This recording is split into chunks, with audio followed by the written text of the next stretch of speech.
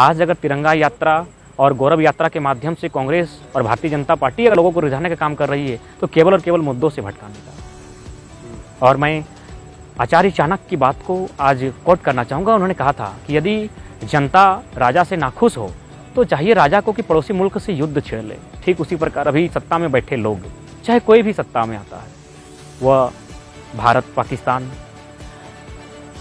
वह हिंदू मुस्लिम, वह तिरंगा, तो कभी सेना के नाम पर राजनीति करती है। तो कहीं ना कहीं ये बहुत ही दुर्भाग्य की बात है। आज जहाँ मुद्दा होना चाहिए था विकास, आज मुद्दा होना चाहिए था शिक्षा, आज मुद्दा होना चाहिए था स्वास्थ्य, महंगाई, लेकिन लोग आज केवल और केवल तिरंगा के नाम पर बरगला रहे हैं। गौरव यात्रा और तिरंगा यात्रा के नाम पर कहीं ना कहीं मुद्दों से लोग ध्यान भटका रहे हैं। क्या आप देशद्रोह वाला बात कर रहे हैं? देखिए, देशद्रोही अगर आप कहते हैं तो आप लोग अपनी नज़र में अपने अपने जगह सोच के लिए स्वतंत्र है, लेकिन मैं स्पष्ट कहना चाहूँगा, तिरंगा यात्रा और गौरव यात्रा को का आप एक तरह से विरोध कर रहे हैं। विरोध मैं नहीं कर रहा हूँ, मैं राजनीतिक पार्टियों द्वारा आह्वान का विरोध करता हूँ। जिस प्रकार मैंने कहा कि धर्म की बात अगर कोई साधु संत सन्यासी कोई मौलवी करता है, ठीक उसी प्रकार तिरंगा की बात गाँव का गरीब किसान मजदूर सेना का जवान करता है तो अच्छी बात है। राजनीतिक पार्टी अगर इसको बीच में घुसते हैं तो कहीं ना कहीं राजनीतिक षड्यंत्र मुद्दों से भटकाने का कार्य कर रहे हैं। आज आपने खाद्य पदार्थ पर जीएसटी लगा दिया और आप तिरंगा यात्रा की बात करते हैं। खाली पेट तिरंगा कहाँ तक उठेगा? इसीलिए तिरंगा हमारी भावना है, तिरंगा हमारे हृदय में है, तिरंगा को कौन हमसे छीन सकता है। तिरंगा जब तक हमारी सांसें हैं, तिरंगा के लिए हम लड़ेंगे और हमने ये बलिदान दिया है। तो इसलिए बात आपके पास सत्ता है, आपके पास देश की बागडोर है। आप स्वास्थ्य की बात कीजिए, आप शिक्षा की बात कीजिए, आप रोजगार की बात कीजिए, आप कालाधन वापसी की बात कीजिए, आप महंगाई नियंत्रण की बात कीजिए, आप जो खाने के पदार्थों में जीएसटी लगा रहे हैं, आप जो निजीकरण कर रहे हैं, देश को एक बहुत बड़ी गुलामी की लकीरों में धकेल रहे हैं, जंजीरों में धकेल रहे हैं, आप उसकी बात कीजिए। आप जीएसटी की बात कीजिए, आप आर्थिक उन्नति की बात कीजिए। तिरंगा देशवासियों का है, तिरंगा देशवासियों का है, देशवासी तिरंगे की बात करेंगे। अब रोजगार की बात कीजिए।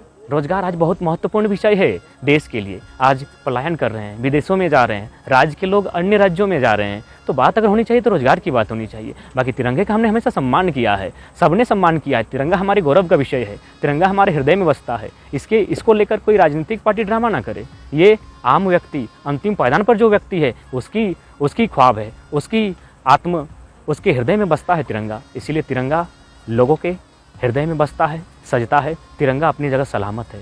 बाकी राजनीतिक पार्टियां अगर तिरंगे की बात करती हैं तो मुद्दों को भटकाने का काम करती हैं। याद होगा आपको 2019 का चुनाव, वहाँ भारतीय जनता पार्टी ने नारा दिया था मैं हूँ चौकीदार, और कांग्रेस पार्टी ने नारा दिया था चौकीदार चोर है। यानी दोनों पार्टियों ने चौकीदार के नाम पर इतना बड़ा चुनाव लड़ लिया। किसी के मुद्दा में शिक्षा की बात नहीं हुई, किसी के मुद्दे में रोजगार की बात नहीं हुई, किसी के मुद्दे में स्वास्थ्य की बात नहीं हुई, आर्थिक उन्नति की बात कहीं नहीं हुई। एक ने चौकीदार कहा, दूसरे ने चौकीदार चोर कहा और पूरा चुनाव ही खत्म हो गया। दोनों पार्टियां एक दूसरे को केवल और केवल सपोर्ट कर रही हैं। आज देश की स्थिति सुधरेगी जब आर्थिक उन्नति होगी। आज कहाँ हैं हम?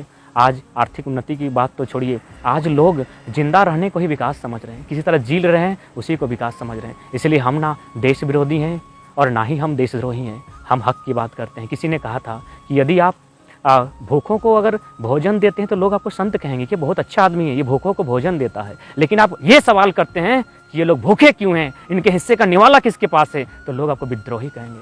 तो अगर ऐसा कहना विद्रोही है तो हाँ, हम विद्रोही हैं। हम भूखों के हिस्से का जो निवाला जो छीन कर ले जा रहे हैं, हम उस पर बात करेंगे। जयराम जी, ये अभी तिरंगा यात्रा में आप देख रहे हैं कि बाइकों में, गाड़ियों में जिस तरह से झंडा बांधा जा रहा है, कल तक वहाँ पार्टियों के झंडा बंधा हुआ करता था, जो उस जगह पे तिरंगा बांधा जा रहा है। कहीं ना कहीं कोई थूक रहे हैं तो तिरंगा पे लग रही है, पैर में सट रहा है, ज़मीन में सट रहा है।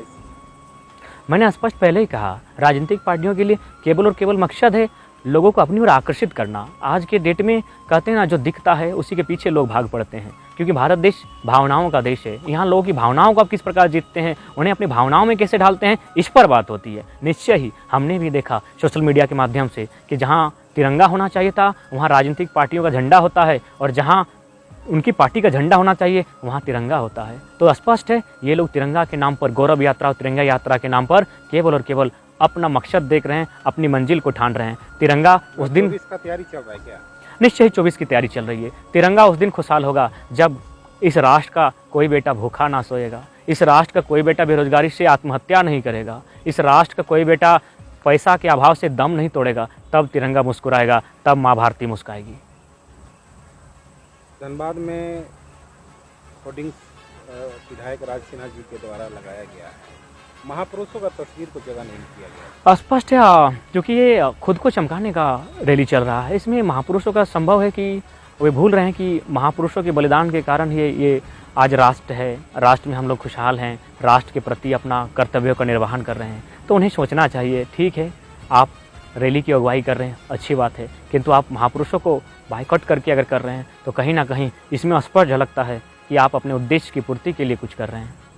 भाजपा एक नारा दिया है घर घर तिरंगा, और सोशल मीडिया में चल रहा है मुझे मकान चाहिए, मुझे रोजगार चाहिए, महंगाई से दूर महंगाई भगाओ। निश्चय ही घर घर तिरंगा नहीं, लोगों के हृदय में तिरंगा हो, उनके सोच में तिरंगा हो, उनके विचारों में तिरंगा हो, उनके मन मस्तिष्क में तिरंगा हो। बाकी घर, उनके पास घर होना चाहिए, उस घर में एक छोटा सा परिवार हो जो खुशहाल हो, और वह परिवार तभी खुशहाल हो पाएगा जब उसकी आर्थिक उन्नति संपन्न होगी। क्योंकि आप किसी राष्ट्र की उन्नति तभी माप सकते हैं जब अंतिम व्यक्ति पर, जो पायदान पर जो व्यक्ति खड़ा है अंतिम पायदान पर, उसकी अगर आर्थिक उन्नति, उसकी अगर जेब में आर्थिक उन्नति ठीक ठाक नहीं है तो फिर उस राष्ट्र की उन्नति को आप नहीं नाप सकते हैं। इसलिए किसी ने, सरदार पटेल ने कहा था कि भूखे नंगे लोग गांव को जला देंगे। आज देश के लोग भूखे नंगे हैं, आज देश के लोग बेरोजगार हैं, आज देश के युवा आत्महत्या कर रहे हैं, तो देश ना जले हम चाहेंगे। इसलिए हुक्मरान जो सत्ता को चला रहे हैं, आज देश में बहुत सारे धन हैं, उसका उपयोग केवल और केवल रोजगार सृजन में किया जाए, अच्छी शिक्षा और स्वास्थ्य पर किया जाए। क्योंकि कई बार सुनने को आता है विधायकों को खरीद लिया जाता है, तो भैया मैं निवेदन करना चाहूँगा कि उस पैसे का सदुपयोग किया जाए, ना कि दुरुपयोग।